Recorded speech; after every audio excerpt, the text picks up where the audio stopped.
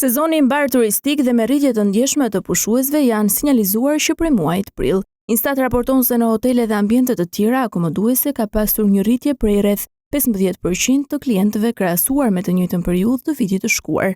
Gjithashtu rezulton se 15.3% janë rritur vendasit që kanë pushuar në to dhe 13% të huaj. Edhe në qëndrimet aty kanë pasur shtesë të fortë me të paktën 21%. Megjithatë, në atë periudhë kanë qenë më të preferuar hotelet që nuk janë në zonat bregdetare. Shumica e vizitorëve nga jashtë kanë ardhur nga Italia, që qëndron në vend të parë, më tej Kosova, Gjermania, Polonia dhe Mbretëria e Bashkuar. Këto të dhëna sipas Instat reflektojnë prirjen e rritjes së turizmit hyrës nga tregjet kryesore të rajonit dhe Evropës. Ndërkaq që ekspertët kanë shtuar se dyndje është shënuar edhe në këto 2 javë të para të qershorit, duke premtuar për një sezon të suksesshëm. Premtime në rritje janë raportuar edhe në muajin korrik dhe gusht, parë edhe nga trendi viteve të fundit dhe fokusi i investimeve në turizëm është rritur ndjeshëm. Vitin e shkuar në Shqipëri mbërritën rreth 12 milion turistë, ndërsa kjo shifër parashikohet të tejkalohet sërish.